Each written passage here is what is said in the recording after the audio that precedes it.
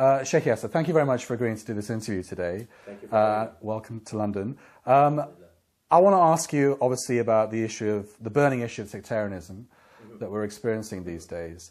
Now, I'm going to get straight into it, ask you a very direct question. I've listened to YouTube interviews that you've given in the past. You've been very critical of Shias. You've used very harsh language against Shias. Do you regret that now? What I said about Shias probably around 17, 18 years ago was in fact quite inflammatory and stereotyping an entire segment of people. And yes, I do regret the language that I used. I do regret what I said. And I do believe that I have moved on from that, and I have given enough lectures and videos publicly and interviews which demonstrate that I am now a different person. We all go through phases in our lives. And at a younger age, I kind of took what was taught to me from a certain methodological background and accepted it without verification. And I also was also a bit more of a fiery person in my early 20s. And I think age and wisdom and experience really, and interacting with people tempers one down. And yes, I believe I have moved on from that type of rhetoric and broad-reaching language. Why have you changed your position? Well, as I said, I think there's many reasons. First and foremost, just age, experience, just being with the people. Secondly, realizing that, what I was taught really was a bit of a cut and paste job. So, they'll find one book that has a phrase and they say, oh, all Shiites believe, what is in this book. And it doesn't work that way. When Islamophobes quote even the Quran, and they say, oh, the Quran says, slay them wherever you find them, for example. We Muslims get offended, and we should get offended. We say, hold on a sec, there's a context, there's a way to understand it. You don't just take 3 phrases and then, smear an entire religion. Frankly, Sunnis and Shiites, we do the same to each other. And we just take a phrase found in any book, not even the Quran. It's like a book written by a human being. The Quran is from Allah, but we'll take a book written by a human being and then just assume the entire population, out of context, believes in those 3, 4, phrases. But I just want to clarify. Are you saying that in your early 20s you got it wrong theologically, or are you just saying that, all right, I'm a bit older now, we should all live together, I haven't changed my theological position, but we should just try and get along? No, it's a little bit of both, in that there were certain things that I said that, yes, they were wrong theologically, yes. And there were other things that I said that, it lacked wisdom. Like, it doesn't need to be said in the manner that I said it. So there's a little bit of both, that we need to understand that.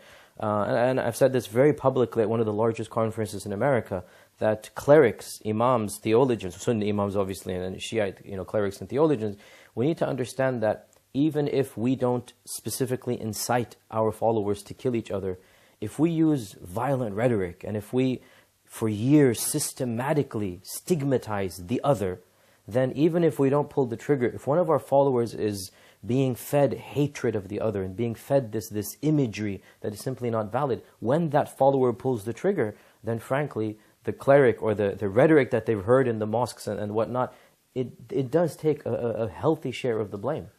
You have said before, maybe it was 20 years ago, I'm not sure, but you have said that basically Sunnis shouldn't have kind of any contact with Shias. Again, you're retracting that now? You think that there should be dialogue, there should be interaction? So this is a very difficult question to answer because it's multifaceted. On the one level, historically speaking, being totally neutral here, 12-verse Shi'ism and mainstream Sunnism has basically always been slightly separate, in that their mosques, their institutions of clergy, their textbooks, basically there's just been a mutually acceptable method to disagree. Like, let the other keep on doing what they're doing, and there's not been a type of melding of ways. I don't see a problem in continuing down that tradition, because, and here's the point here, and I'm being very frank here, there are theological issues from each side that are very difficult for them to swallow about the other, right? It's a very sensitive topic. And I'm a pragmatist. I'm not some utopic idealist. I believe in being pragmatically realistic. And the fact of the matter is that, as a Sunni, certain elements of Shiite theology are difficult for Sunnis to swallow. And I understand, even though I don't agree, I understand that it's a two-way street, that there are certain elements in Sunnism that are very difficult for mainstream Shiism to simply ignore. You know, it's as if, you know, for us, for example, the common issue is the status of the Sahaba and the mothers of the believers. It's a very sensitive issue. And when we hear inflammatory language against those whom we love the most after the Prophet ﷺ, honestly, for those who love these people, you cannot reconcile fully with somebody who's insulting, you know, our mothers, if you like, for example, right? At the same time, and so I'm being pragmatic here, at the same time, what needs to be done is to temper down on both sides the rhetoric and the anger, the inflammatory language. It is a two-way street. You know, I'm not saying, you know, Sunnis are guilty or Shias are guilty. No, there are guilty parties on both sides. And there's inflammatory language on both sides. Clerics from within each tradition need to temper down their own constituents. When I've spoken to Shia scholars about this, they've acknowledged that there are extremists on both sides. But what they say is, you know, comparing anti-Sunni rhetoric coming from Shias to anti-Shia rhetoric coming from Sunnis is a bit like comparing anti-black racism with anti-white racism. They're just not on the same level at all. I don't feel qualified to comment on that. Just because Shiites are statistically a minority, I don't know if it's fair to portray them as being the underdog all the time. I mean, the type of inflammatory language that I have heard myself, you know, online from certain clerics, and here's the problem: the average Sunni will not differentiate between an extremist Shiite cleric and a moderate Shiite cleric, right? That's the problem I need to educate. But there are extremist Shiite clerics online and here in London and others. Their rhetoric is simply vulgar. It's beyond what is even decent and normal, right? People like Yasir Habib. I didn't want to mention his name, but if you mention his name, that's definitely the number one example that comes to my mind. Sadly, he shares the same name as me, but he shares nothing else other than that first name. And so when you have somebody like this individual, and a Sunni listens to this, and he's dressed in the Shiite garb, and he appears to be coming from, you know, the proper seminaries and whatnot, I'm not saying this is right, but it's understandable that he falls into the error of assuming all Shiites are like this. And it is incomprehensible for such a person to understand how anybody could hate a wife of the Prophet ﷺ so much as to accuse her of murdering the Prophet ﷺ himself, for example, amongst other of his claims, right? And this Sunni wonders, where are the other Shiites tempering this man down? But when a grand Ayatollah like Sistani or Khamenei issues a fatwa explicitly forbidding Shias to curse the Sahaba or the mother of the believers, and that's a great that seems to be ignored, doesn't it? Yeah, well, maybe it's not publicized as much as it should. I might agree with you there, and that is great to hear that type of rhetoric. That I wish that were more common, and I wish that elements of Shiism would you know, follow that. But as I'm saying, so here we have this difficult issue of you're concentrating on the grievances of one group. There are grievances on the other side as well, right? It's not a simplistic issue of, you know, black America versus white America, where clearly the grievances were overwhelmingly on the one side. I do think it's fair to say that in some situations, in some political conflicts, you know, it's quite clear that the violence or the rhetoric is more on one side than the other. Maybe sometimes Sunnism, maybe sometimes Shiism. That's my point here. Can I press you on that? Is that really true? I mean, are Sunnis being killed because they're Sunnis, whereas Shias are being killed because they're Shia? We're diverging into the political scene, and I'm a bit hesitant to do that, but I think Syria is an example that needs to be said, that yes, people are being killed merely for being Sunni. Not for political reasons, because they're Sunnis? Well, obviously, here's the issue. In Islam, politics and theology are intertwined, right? So you cannot just differentiate here for the sectarian violence in Iraq, for the sectarian violence in Syria. The two, you know, these communities, Shias and Sunnis, it's not just theology for them. They have, you know, ages-old history of conflict, right? Which is specific to their region. As a theologian, I can speak independently of the conflicts in Syria and in Iraq and others and say, well, these are the disagreements, these are what we can agree to cooperate. But I cannot speak to somebody in Iraq, for example, right, who has lost a son or a daughter to this type of sectarian violence, who has a history going back 50, 100 years. My rhetoric is not going to be acceptable to him because that person has a specific history that is beyond just mere theology. Can I ask you a very direct question? Theologically, do you consider Shias to be Muslim? Anybody who says La ilaha illallah Muhammadur Rasulullah and prays and has a religiosity to Allah subhanahu wa ta'ala and the love of the Messenger, I consider him to be a Muslim, unless and until something comes from this person that clearly negates a very basic understanding of Islam. So generally speaking, any group, Sunni or Shia, who says La ilaha illallah, Muhammadur Rasulullah, and has worship basically of Allah subhanahu wa ta'ala and an acceptance of Muhammad sallallahu alaihi wasallam as the messenger, this person is a Muslim unless and until something comes that negates that Islam. And therefore, in my estimation, and I've said this many times, we accept all people who say the kalima and show signs of religiosity, unless and until something comes that negates that. So if we come across a Shia and we find him praying and having, respect for the signs of Islam, we will assume this person to be a Muslim. But there are certain elements that if we find in anybody, let me give you an example that is neither Sunni or Shia. If we come across somebody who says the kalima, but then he believes in a man being a prophet, or even worse, a man being God himself, it doesn't matter, his kalima will be negated, correct? So there are certain extremist Shiite tendencies. They are not mainstream. Sunnis sometimes make them mainstream in Shiism. They're not. For example, the claim that the Quran has been corrupted. I'll be very frank here, as a theologian, anybody who says, I don't care if he's a Sunni or he's a progressive, because there are progressives that say the same thing. Liberals or Muslim, whatever the term you use, if you believe the book of Allah has not been preserved, it doesn't matter, your kalima has been negated, right? So these are the points here, is that generically, the Sunnis and Shiites are Muslim, yes. But when you come to a specific individual and you find an ideology or a theology that negates the kalima, then no, I would not consider this to be Islam. I'm glad that we talked about the anti-Sunni rhetoric by certain Shias like Yasir Habib. I'm glad you made that point. I think it's very important. What about the anti-Shia rhetoric by Sunnis?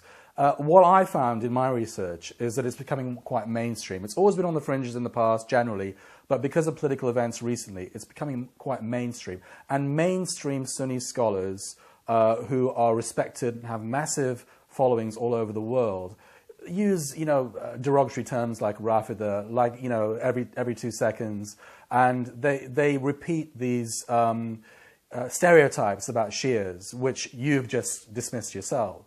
What do you think about? I mean, these people are people that you associate with as well, maybe that you work with. What is your advice to them? So I think you mentioned a very important point, and that is due to recent political occurrences, due to recent political factors. As I said, it is impossible to dissociate pure theology from the historical context of an individual Muslim living in a Sunni and Shiite sectarian violence. So what's happened in Iraq? I mean, each side has heard horror stories about the other that are true. I have no doubt that at some level in some places, Sunnis have brutally massacred Shiites. I have no doubt that's true.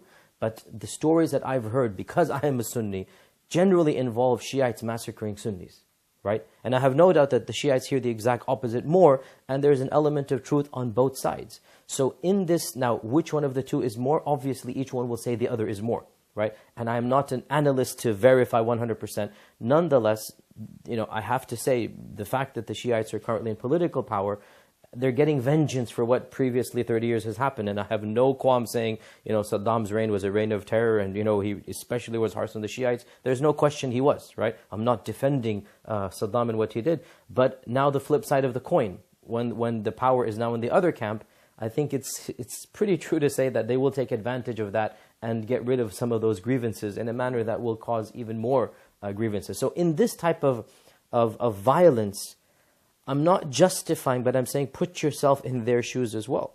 They will find comfort in stereotyping the other. They will find, well, of course they're going to do this to us because they're this and they're that and they're this and they're that. And that type of anger, I'm not saying it's justified. I'm saying, what else do you expect when your mother has been this and your sister that and your daughter that?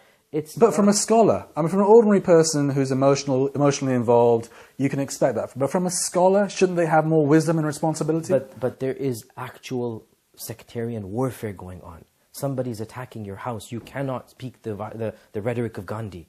You have to defend your family. You have to defend your wife and children, right? This is a real situation. I'm speaking from the comfort of London right now. I'm speaking from the comfort of America. And I'm telling Muslims in America and England, let's not bring violence into our lands, right? Let's not bring the Sunni Shia sectarian divide to spill blood within us here. But I cannot and I never will pretend to be a Syrian scholar speaking to the Syrian people, an Iraqi scholar speaking to the Iraqi people. That's not my job. But to the Muslims of the West who you do have an influence over? Definitely the Muslims. No, because that's not my job, because I'm not living that life. Again, put yourself in the shoes of the Iraqi people. There's actual bloodshed going on both ways. Put yourself in the shoes of the Syrians. There are militias, gangs on both sides.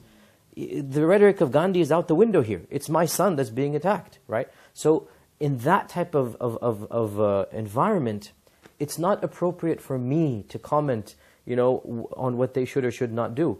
I am commenting on what I know best, and that's my people and the situation that we are in. And that is that there is no need for us, it is un-Islamic for us to import that type of violence and that type of bloodshed, amongst us over here. How big an issue do you think this is? I mean, some people have told me that, it's all exaggerated and it's not the risk of bloodshed in the West like it's happening in Syria and Iraq isn't that great. Do you consider this a priority for the Ummah? Sectarianism? I don't think there's a big issue of actual bloodshed. There might be an instance or two every year, as you know. It's not something that we're very much battling with. What we are battling with is rising tensions and animosity. Now that's dangerous because it could lead to something, but I don't think it'll lead to bloodshed. It is awkward, really. There are large communities of Shiites in America, and because of what's happening in these regions, the tensions have simmered. There were, for example, associations that would cooperate on joint projects for the Muslim community, and tensions have risen here. So, for example, battling Islamophobia. For years, Sunnis and Shiites would join hands and battle Islamophobia. Well, what's happened is, because of these tensions, it's very difficult for Sunnis and Shiites to sit on the table without bringing in some of that rhetoric, without saying, oh, you guys did this and you guys did that. And what we've seen is some good projects that were meant to unify for the sake of the greater community are being hampered. And that's something that is perhaps more relevant to us here in the West. I want to ask you about Saudi Arabia because you were trained there, you did your theological training there. When I went on Hajj a few years ago, I went to the Maktaba, the bookshop opposite the Haram. I saw blatantly anti-Shia and anti-Sufi literature in English on sale, while millions of Hujjaj who are Shia and Sufi were doing Hajj.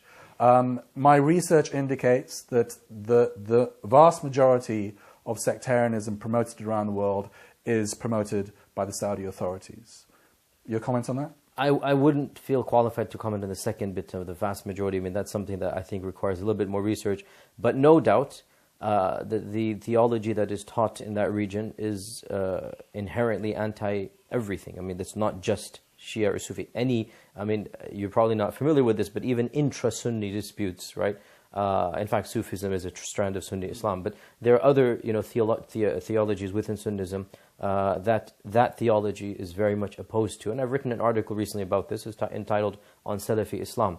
And one of my criticisms really that I have of the movement as it exists today is its harsh attitude towards other Muslims. There's a time and a place, there's a rhetoric, there's a language, there's an audience that needs to be used when you talk about these sensitive topics. And I do not think it is healthy for the average Muslim who is struggling just to be a Muslim to be fed anti-Sufi, anti-Shi'i, anti-this rhetoric. You need to build this person's iman before you start destroying other people from his perspective. In my conversations with other scholars, both Shia and Sunni, not all of them, but some of them, and I want to put this to you, they fear that Sunni Islam is becoming Wahhabized. And they consider this the greatest internal threat to Sunni Islam itself, perhaps in its history. And they liken it to the Khawarij, for example. And they say the answer to this is actually to take Sunni Islam back to its heart, which is in Al-Azhar, rather than in the deserts of Najd. Again, your comment on that, please. Firstly, I think historically that is a little bit ridiculous because the heart of Islam was Arabia and not Azhar. So I think it's a bit of a historical anomaly. Yes, factually, obviously, but you understand the sentiment. I know, I understand, but that's an interesting point there. This is a very complicated question, and I think what we see is that Wahhabism has become the bogeyman to blame all of the woes of current Islamdom on. And I think this simplistic issue of finding a scapegoat and blaming everything on it It's far more multifaceted than that, far more multifaceted. And one cannot begin to analyze in a 5-minute interview. The fact of the matter is that yes, there are some problems that arise from Salafist ideology, but we have far greater problems in the Ummah. We have far bigger issues than merely those that arise from an understanding of Sunni Islam that historically goes back a long time, and that's really the point here. What is termed quote-unquote Wahhabism or Salafism, it has its roots going back, over 1,200 years. A literal, fierce defense of the hadith of the Prophet ﷺ. That movement has really been around for 12 centuries, 13 centuries. It's nothing new. It's manifested itself in different ways. And to call Salafism Kharijism, I think is theologically inaccurate. I speak as a theologian here. Kharijism, its very essence is to consider a Muslim who commits a sin to be a non-Muslim. If you lie, if you cheat, if you steal, you're a non-Muslim. And Salafism does not say that at all. In fact, Salafism says only if you commit shirk are you not a Muslim, and that's standard Sunni practice. Now, so the harshness that Salafis exhibit is un-Islamic, but it's not Kharijite. And I think it's easy now. Here's the smearing we talked about. And Salafis aren't just one-dimensional as well, and are they? Salafis are not just one-dimensional. Yeah. Not all Salafis are harsh. Not all Salafis are this and that. So I think we talked about the smearing that Sunnis are doing to Shiites. Well, frankly, a lot of that's happening against Wahhabism and Salafism. And I say this as somebody who has kind of left, organically, basically moved out of the movement, I say, I used to be part of that movement. Now I consider myself, I've basically moved on from the movement. I'm not opposed to it. I'm still sympathetic to certain elements, but I'm no longer a card-carrying member. So I say this as somebody who's moved on, that one needs to be very frank. The type of smearing that takes place against Shi'ism from your perspective, I think takes place perhaps even more so in some extent, against what they now call Wahhabism. And I think one needs to be a little bit more accurate, a little bit more intellectual, a little bit more analytical, and analyze what exactly is it that people are disagreeing with. Is it the attitude, is it the harshness, or is it the actual theology, for example, of not invoking the saints, for example, right? And this is really the crux of what Salafism is about, direct relationship between man and God, right? I've only got one more question, and then I'll perhaps let you say something that perhaps I haven't asked you. I'll give you that opportunity. But yeah, I've asked you all the tough questions. I just wonder whether you feel that practically what can be done to bridge these gaps. I know there are certain unity conferences. They seem to be a bit of a waste of time to me. They often are organized by Shias, and there are a few token Sunnis that come along. It seems to me the Sunni community isn't really interested in the unity, whereas the Shia community is. Maybe because they're a minority, they feel under threat. Exactly, yeah. Practically, what can be done, do you think? Maybe at an elite level and a grassroots level to bridge these gaps? Very good question. See, much can be done, and I think one of the most difficult issues really is the big elephants in the room, right? There are huge issues that these unity conferences, in my opinion, the reason why they're failures is because they ignore the elephants in the room. And you cannot have any type of dialogue between Sunnis and Shiites without acknowledging and then basically, clarifying, what are these big elephants that are causing such tension between the communities. Unless and until, and the point is, these unity conferences are naively utopic in that there's going to be this harmony and love between these two movements. That's never existed in the 12 centuries these two sects have been around. There's always been some tension. Sometimes it's worse, sometimes it's tolerated. But never in the history of Islam have 12 Shiites and mainstream Sunnis had the same mosque. Never have they had the same clergy. Never have they had the same, and so to assume that's going to happen now really is it's just idealistic. It's not going to happen. And neither should it, because there are fundamental differences. So here's the point. Why do we need to talk about unity? Let's talk about toleration and let each group be what it is. Let's aim for a realistic goal.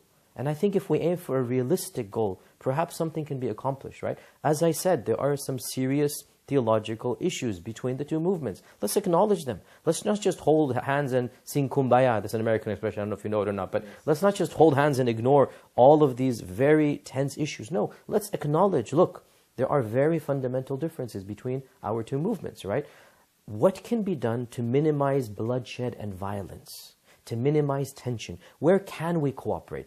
Certain councils in Europe want to ban the hijab. Certain countries want to do this. Sunnis and Shiites can and should come together and work together to battle Islamophobia, right?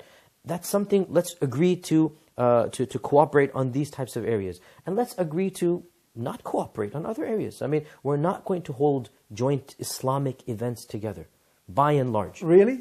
Is that not possible? Joint prayers, is that not possible? It is possible amongst those segments of the community that are not passionate about theology. Yes, it is. And there are many such people. There are many. And you're not against that? I'm not against that, but I am a theologian. So you wouldn't do it personally yourself? No, I wouldn't. Frankly, I wouldn't. Because, as I said, these are very fundamental differences, right?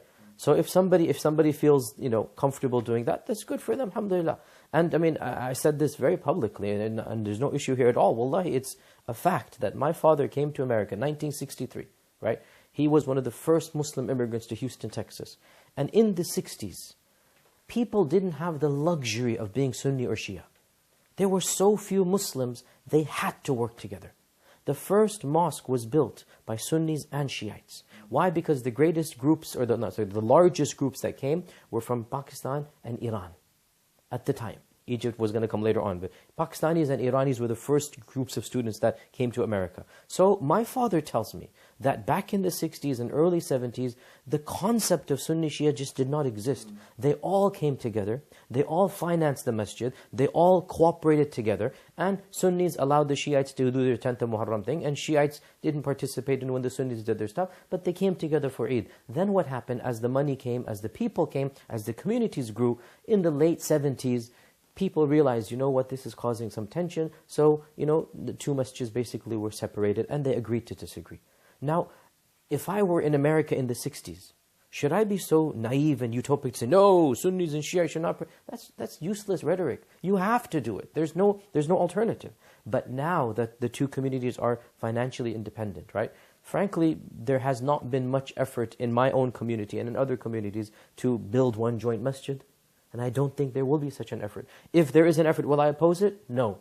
But will I be spearheading it, campaigning for it? Also no, because I'm a pragmatist in the end of the day. I'm not aiming for ignoring these differences. I'm aiming for a civil society where we simply let them be and they can also let us be. Where we minimize the angry rhetoric and the gross stereotyping that occurs. Where if we find a Sunni who is inciting extra hatred and violence, we tone that down, and we ask the Shiites to do the same about cursing the Sahaba and slandering the mothers of the believers, that get rid of that type of rhetoric. Let us not hear that rhetoric. You have different practices, you believe in the Imams, you want to do the 10th of Muharram. Then I don't think any Sunni would be enraged by that. But when you curse the companions or you slander the mothers of the believers, I mean, an average Sunni really, and understandably so, feels very moved by this. So both communities need to tone down, and if they do, I think it's very realistic to have a civil society, and also let there be dialogue. It's healthy.